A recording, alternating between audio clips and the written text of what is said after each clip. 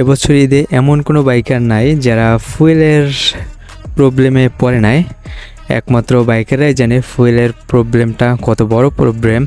আর এবার ঈদে ঘোরাঘুরির জন্য অনেকেই কোথাও দূরে ঘুরতে যাচ্ছেন না, কারণ ফুয়েল পাওয়া যাচ্ছে না কোথাও। বাংলাদেশের কোনো পাম্পেই ফুয়েল পাওয়া যাচ্ছে না।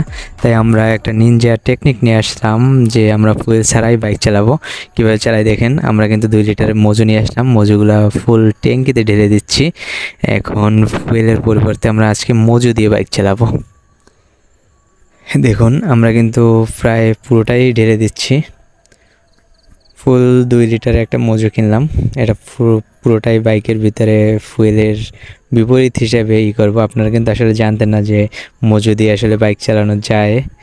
তো যদি না জানেন তাহলে ভিডিওটা পুরো দেখুন। এই যে দেখতেছেন ক্লিয়ার তেল শো করতেছে, এই যে আমারটাও এই যে শো করতেছে তেল। আমার কিন্তু বাইকে একটু তেল ছিল না। আমরা আজকে পুরোটা মজু দিয়েই চালাবো, তেলের সংকট দূর করব।